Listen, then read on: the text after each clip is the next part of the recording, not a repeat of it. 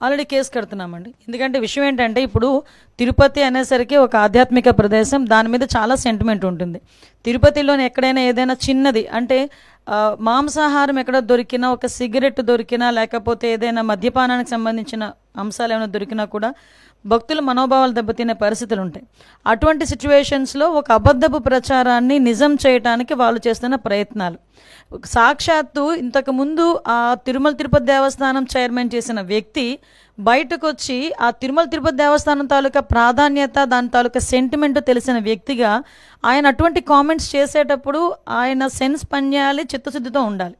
ఎందుకంటే ఇది దేవుడితో కూడుకున్న వ్యవహారం, దేవుడికి సంబంధించిన వ్యవహారం.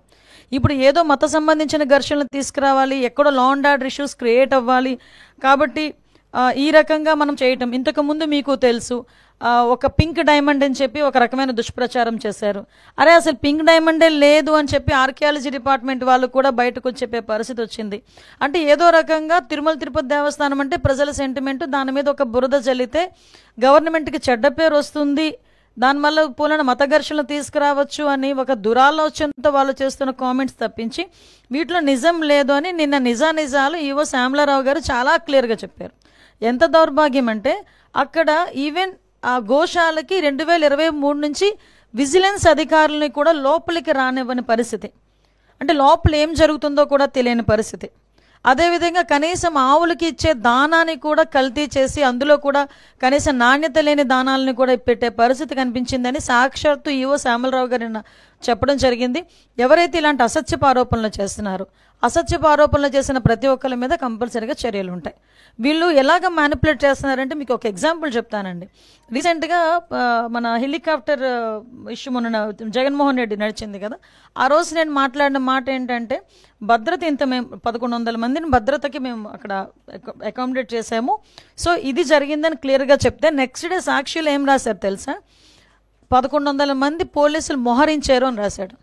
అంటే ఆ రాసిన తెలుగు చూడండి ఒకసారి, భద్రత కల్పించేమో అనడానికి మోహరించేమో అనడానికి ఎంత తేడా ఉంటుందో. అంటే వాళ్ళు అలా రాసి జనాల్ని ఒక రకమైన ట్రాన్స్లోకి తీసుకెళ్ళడానికి ప్రయత్నం చేస్తున్నారు. సో మీకు ఎగ్జాంపుల్కి ఇది చెప్పాను, వాళ్ళ మైండ్ సెట్, వాళ్ళ మైండ్ గేమ్ ఎలా ఉంటుందని చెప్పడానికి.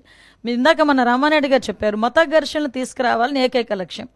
దానికి ఏం చేశారంటే పాపం పాస్టర్ ప్రవీణ్ పగడాల గారిని ఏదో రకంగా ఓన్ చేసుకుందామని చెప్పి ప్రయత్నం చేసి వాళ్ళ తాలూకా కొంతమంది మనుషుల్ని పాస్టర్గా క్రియేట్ చేసుకొని రకరకాలుగా వాళ్ళ మీద ఎంత అంటే ఒక పాస్టర్ నోట్ నుంచి కొన్ని పదాలు మనం వినం ఎట్టి పరిస్థితుల్లోని కూడా. అటువంటిది మేము పాస్టర్ ముసుగులో కొంతమంది బయటకు వచ్చి నోటుకు వచ్చినట్టు మాట్లాడారు. అయినా కూడా గవర్నమెంట్ చాలా నెమ్మదిగా ఉండి ఇట్టి పరిస్థితుల్లోని సమయం కోల్పోకుండా పోలీస్ డిపార్ట్మెంట్ వాళ్ళు కానీ మేము కానీ చాలా బ్యాలెన్స్డ్కి వెళ్ళాం. ఈ మధ్య కాలంలో జరిగిన సంఘటనలు మీకు తెలిసే ఉంటుంది. నరసన్నపేటలోని ఒక టెంపుల్ మీద వెళ్ళి జీసస్ వర్డ్స్ రాయించారు, ఒక చర్చ్ దగ్గరికి వెళ్ళి జై శ్రీరామ్ అని రాయించారు.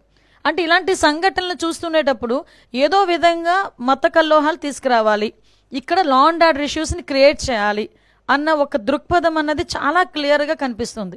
ఇది నేను చాలా సందర్భాల్లో చెప్తానండి, ఒక క్రిమినల్ పాలిటిక్స్లో ఉంటే ఎటువంటి సంఘటనలు జరుగుతాయో అవే సంఘటనలు ఇప్పుడు వాళ్ళు చేయడానికి రెడీ అవుతున్నారు. బట్ మేమందరం చాలా ఫర్మ్గా ఉన్నామండి. ఎట్టి పరిస్థితుల్లోనే అటువంటి వాళ్ళు ఊహించుకొని ఏదో చేద్దాం అనుకున్నా కూడా చేసే పరిస్థితి అయితే ఉండదు. మేమందరం కూడా చాలా అలర్ట్గా ఉన్నాం.